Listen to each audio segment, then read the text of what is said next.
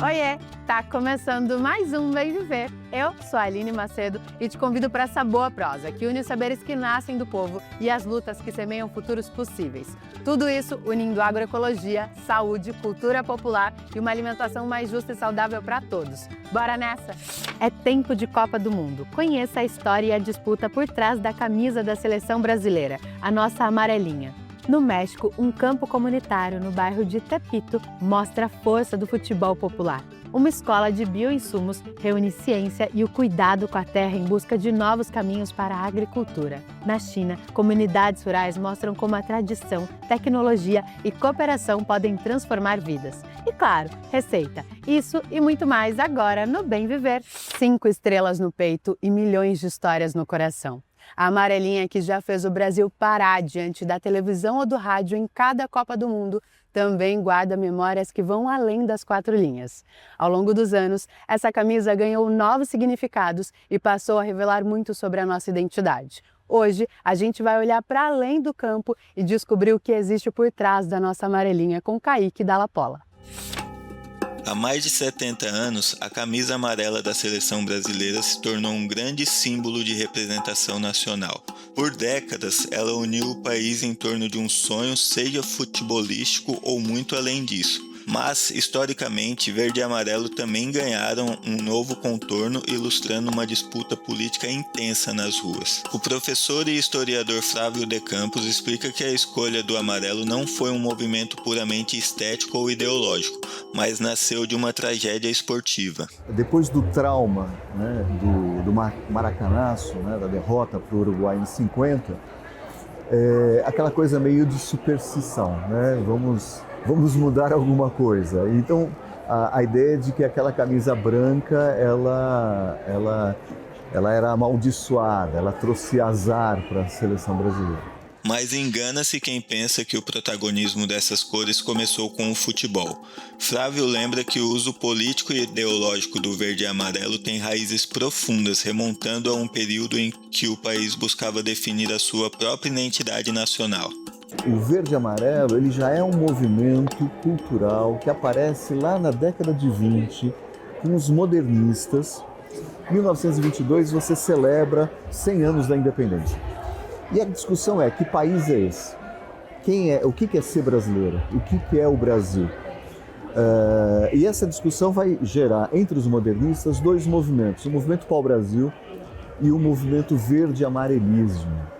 O movimento verde-amarelismo é um movimento de direita, é um movimento conservador, que vai pensar a identidade brasileira numa chave conservadora. Logo na segunda Copa com a camisa verde e amarela, a seleção conquistou seu primeiro Mundial em 1958, tendo Pelé como grande protagonista. O historiador lembra que naquela época o Brasil se apresentava ao mundo como um país multicultural, com negros e brancos, mas foi a partir do tri que a amarelinha se tornou o símbolo de representação nacional e passou também a ser usado pela ditadura militar. Por isso, a oposição ao regime também respondeu. A partir de 1984, com a campanha das diretas já, a cor escolhida para representar as diretas foi o amarelo, a cor amarela. E ali sim, já com um mercado de produção de material esportivo mais expandido do que em 70, era muito comum a gente ir aos comícios pelas diretas e ver pessoas com a camisa da seleção brasileira de futebol. Quando é que vira? Vira em 2013. Vira com as jornadas de junho. As jornadas de junho, elas são um ponto de inflexão da política brasileira. Se em 2013 é muito forte, em 2014, nas eleições, no segundo turno, a campanha do Aécio Neves recomenda que os seus eleitores vistam, se dirijam para os locais de votação no segundo turno com a camisa amarela da seleção brasileira. Uma convocação da campanha do Aécio Neves, colando o verde e amarelo na oposição ao governo Dilma e numa chave conservadora. Mesmo diante do uso político da amarelinha, que para muitos significou um sequestro do símbolo, há quem resista. Para o professor, a camisa não deve ser abandonada, mas sim disputada. Quem também defende esse direito de torcer com a camisa principal da seleção brasileira é o servidor público Fred Nachef e a professora Vanessa Santos. Há uma relação muito forte entre o símbolo da camisa da seleção brasileira de futebol em relação a como a gente estivesse numa batalha defendendo o país. Eu acho que a camisa da seleção brasileira é para todos vestirem, torcer pelo país. Eu acredito que a nossa bandeira é a representação através da nossa camisa do nosso time, que é o nosso país, e que não determina, para mim, não determina lado político nenhum. O que importa é o amor ao nosso Brasil. E de fazer essa divisão causa também consequência entre as pessoas, né? Para mim a camisa não tem que ter lado. Ela é para todos, de todos, representando todos nós. Somos um país só, né? Foi justamente para provocar essa reflexão e tentar devolver ao torcedor o sentimento de pertencimento que o Museu do Futebol montou esta exposição temporária sobre a nossa camisa. Então o conceito da exposição era de trazer as peças para dentro do museu, e aí nós conseguimos com 5 colecionadores as 18 camisas que estão lá expostas, e a gente queria contar essa história, queria contar a história do Aldir Chile, que é o desenhista que fez a camisa. Então a gente partiu por essa linha, né? Vamos dizer, esse era o pensamento para a gente criar essa exposição.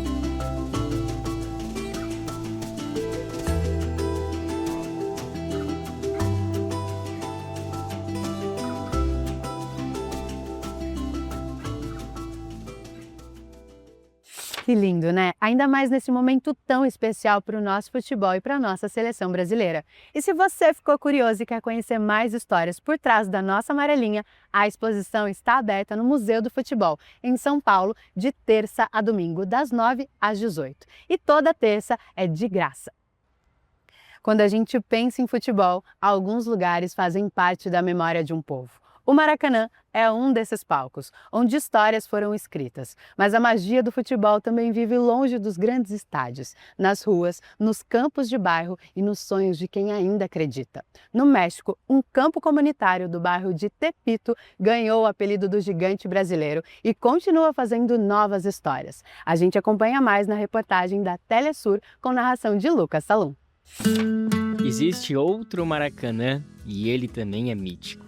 No popular bairro de Tepito, os jovens da cidade do México disputam torneios de futebol e treinam diariamente para tornar realidade seus sonhos em tempo de Copa do Mundo, como comenta o árbitro Adriel Reis. Os meninos estão empolgados com a Copa do Mundo que está acontecendo agora no México. Todos nós estamos empolgados, mas eles ainda mais, porque esse é o sonho deles, chegar um dia a estar lá.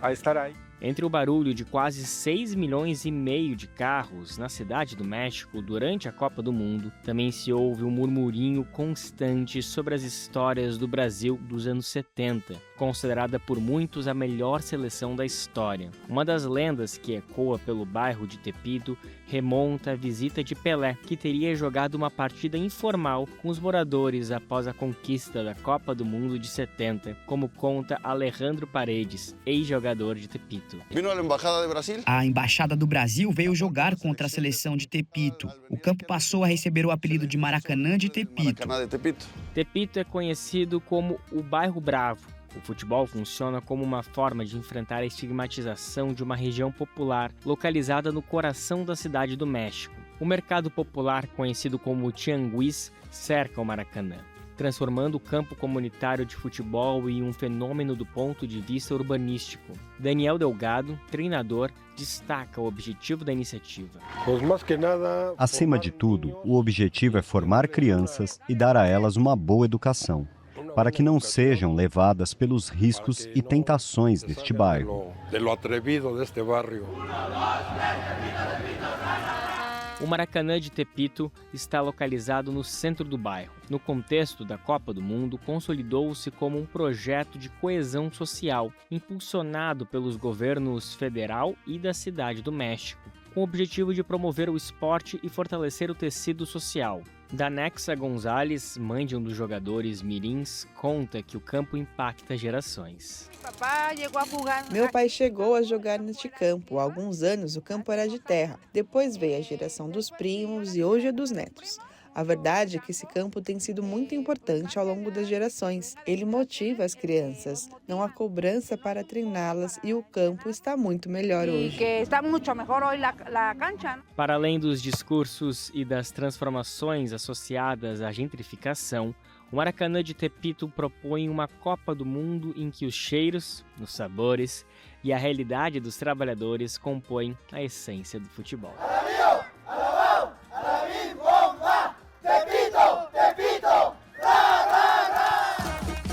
Se no futebol a gente fala de time, na vida tem equipes unidas por novos caminhos. Na China, ciência, comunidade e cuidado com a terra se encontraram por um mundo sem veneno. Movimentos populares se reuniram na 6ª edição da Escola Internacional de Bioinsumos para fortalecer a agroecologia e debater os riscos da apropriação pelo agronegócio. O nosso correspondente Mauro Ramos acompanhou de perto e traz os detalhes para o Bem Viver.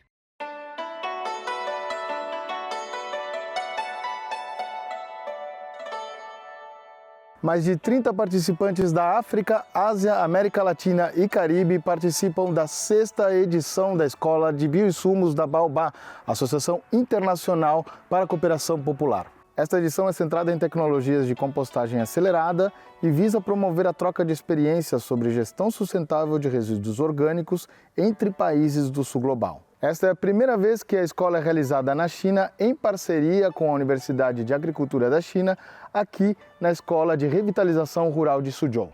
Paula Vélez, da equipe técnica de bioinsumos da Baobá, explica que a organização já realizou 5 edições da escola na Argentina, Nepal, Brasil, Tanzânia e México, reunindo mais de 300 participantes de 80 instituições de cerca de 30 países do sul global.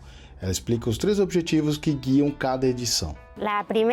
O primeiro é justamente ser um espaço de formação técnico em torno de uma tecnologia que nós consideramos estratégica para a consolidação da agroecologia, que são os bioinsumos. O segundo objetivo que essas escolas têm é poder ser um espaço para a sistematização de experiências sucessivas que os diferentes movimentos estão aplicando em seus países, em seus territórios.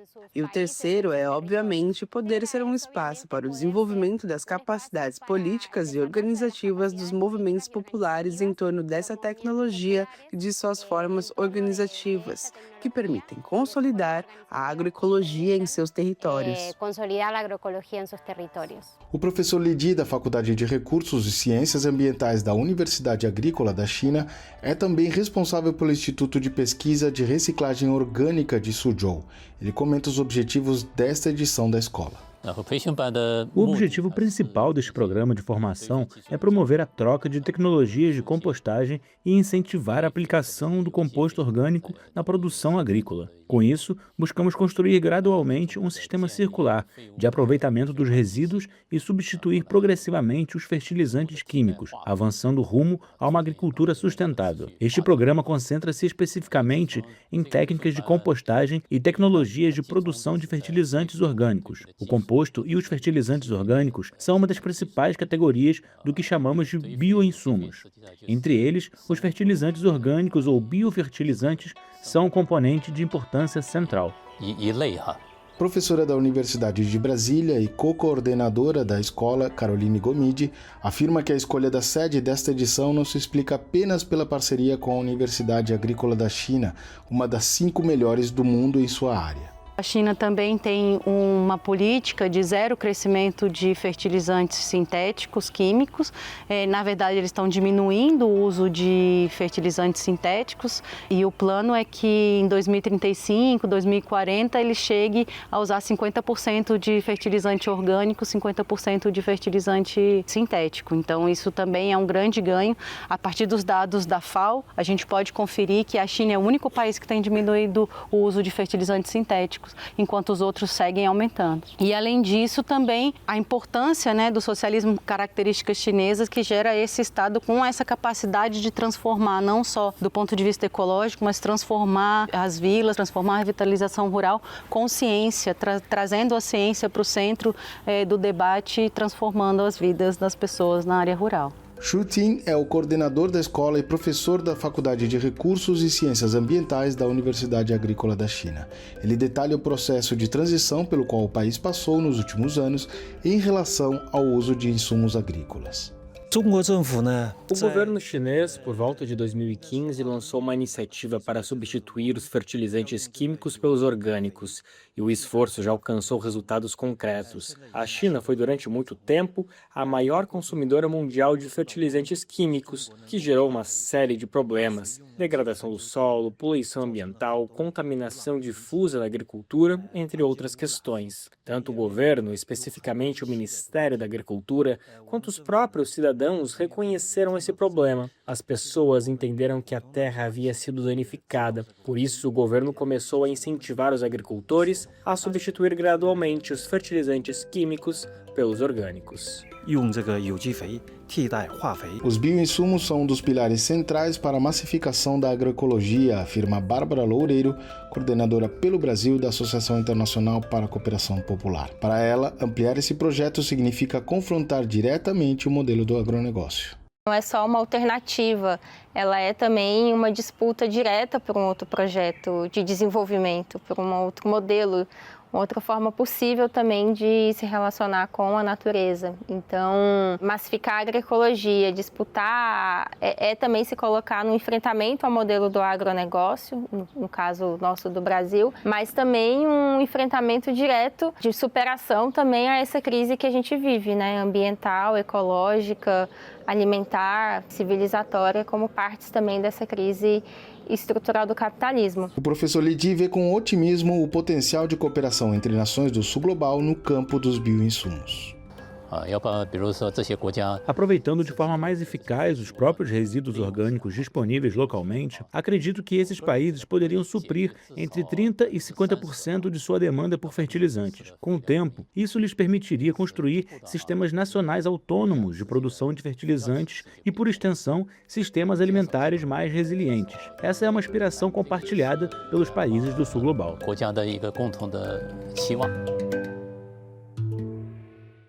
A gente segue na China. Dessa vez, o nosso repórter Bruno Falsi mostra como o processo de revitalização rural está transformando comunidades como Yunnan.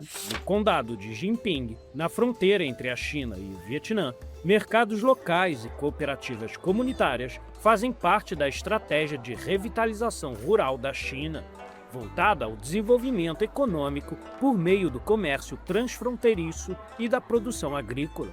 Em um desses mercados, conversamos com a agricultora e líder de cooperativa Huang Wening, que explicou os impactos dessas políticas na vida da população. Em 2014, fundei uma cooperativa que melhorou nossas vidas, não só a minha, mas também a de muitas mulheres da nossa aldeia. Hoje cultivamos nossos próprios produtos. Em 2017, o Ministério das Relações Exteriores nos ajudou fornecendo 700 mudas de cogumelo. A partir daí, começamos a experimentar o cultivo, o processamento de soja e passamos a produzir e vender cogumelos comestíveis. Paralelamente, a plataforma digital RedNote contribuiu para o desenvolvimento de áreas rurais, promovendo produtos locais e dando visibilidade ao trabalho de produtores e cooperativas. Por meio de suas iniciativas de divulgação, muitas aldeias da região também impulsionaram o turismo. Exibimos suas tradições culturais e expressões artísticas para visitantes de todo o país.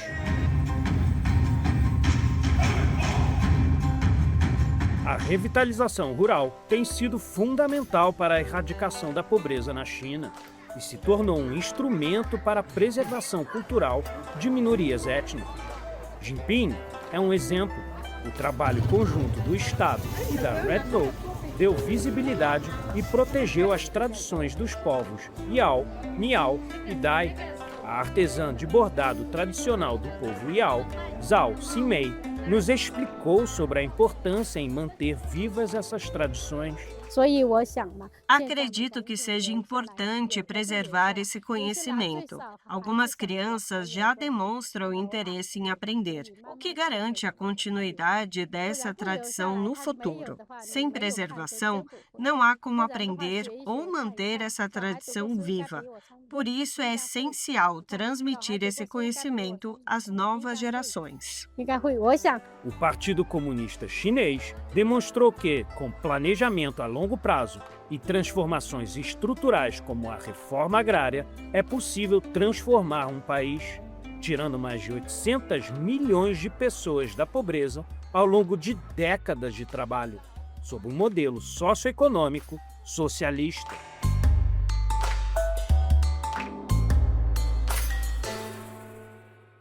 E bora de comida de verdade? Hoje, a nossa chefe Rema Soto vai nos mostrar uma carne moída que pode parecer simples, mas eu te garanto que o sabor dessa daqui vai te surpreender. Eu só de pensar já tô com água na boca. É com você, Rema!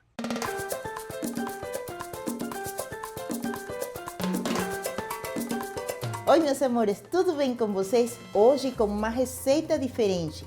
Você está enjoado de comer a carne moída do mesmo jeito o tempo inteiro? Hoje eu vou te ensinar a fazer uma carne moída cremosa. Ficou curioso? Vem comigo! 500 gramas de carne moída, 200 gramas de creme de leite, 200 gramas de mussarela, 2 dentes de alho, 3 tomates, uma cebola meia, uma lata de milho cozido, orégano, pimenta do reino, sal. A gente começa cortando cebola e tomate e reservamos. Essa receita é muito fácil, prática e rapidinha. Uma receita diferente do convencional que a gente faz o tempo inteiro. E 2, é rendidora. Você tem um pouquinho de carne, você rende ela. Vocês sabiam que esse líquido que faz chorar a gente quando corta a cebola, ele atua que nem um colírio? Ele esclarece nossa visão, dá uma limpada. Então é legal dar uma choradinha de vez em quando. Tomate e o alho, a casca sai sozinha, ó, tá vendo?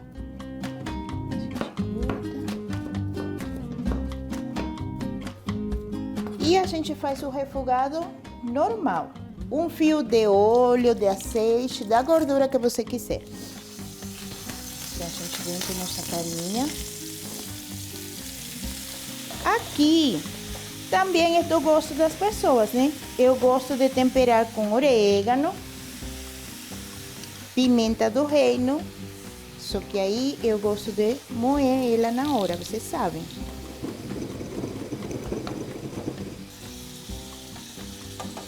Eu também gosto de cominho.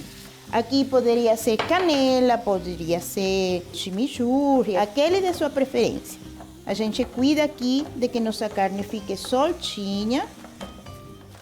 E logo disso a gente entra com alho, cebola e o tomate.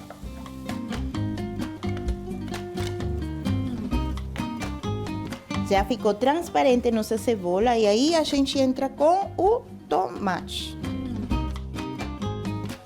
Uns 15 minutinhos ela vai ficar pronta. Enquanto isso, a gente pode pôr nosso forno para pré-aquecer. Prontinha. Ela está seca e a suculência está aqui no tomate. A gente desliga, coloca na forma e vamos para nosso segundo passo. Milho e leite, creme de leite no liquidificador. Esse creme de leite, vocês sabem, né? Do Armazém do Campo, ele é incrível.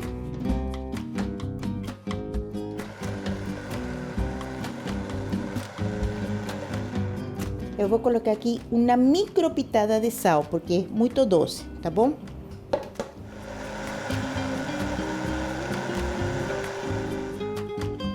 A gente coloca diretamente do copo do liquidificador em cima, cobre nossa carne e por cima a gente coloca mozzarella.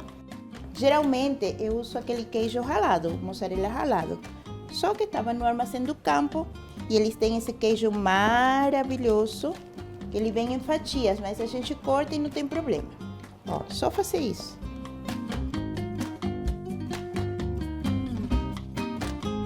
(180 graus), 30 a 35 minutos ou até dourar. Deu nosso tempo. Vamos ver? Olha aqui. Essa é uma receita, como falei no início, que fuge do comum. E além disso, rende. Olha, a gente utilizou 500 gramas de carne moída e aqui, se vocês, depois de fazer a receita, conseguem pesar e tem um peso de 1 kg 100 gramas. Olha o tanto que ela rende por tudo aquilo que a gente incrementou.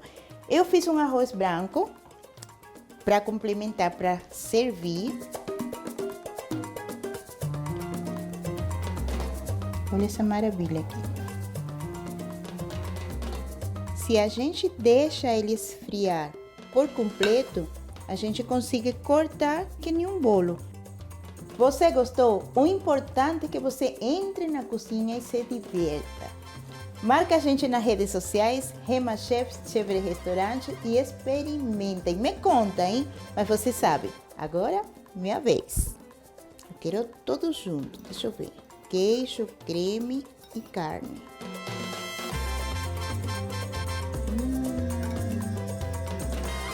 Delicioso. Obrigada, Rema, e um abraço especial para você e para todo o povo venezuelano na reconstrução após os terremotos que devastaram o país na última semana. E você pode ajudar. O Consulado-Geral da Venezuela em São Paulo iniciou uma campanha de arrecadação de equipamentos de proteção, capacetes, lanternas, luvas, botas e tendas. A doação pode ser entregue diretamente na sede do Consulado da Venezuela, localizada na Rua Teixeira da Silva, 660, no bairro Paraíso, na capital paulista. Toda a solidariedade ao povo venezuelano. E o Bem Ver de hoje fica por aqui. Muito obrigada pela sua companhia em mais uma edição. E não esquece, toda sexta a partir das 10h30 da manhã tem uma versão especial do rádio na 98.9 na Grande São Paulo. E também um podcast de conversas diárias. É só colocar Conversa Bem Viver. Semana que vem tem mais aqui na telinha e no YouTube do Brasil de Fato. Eu te espero. Tchau!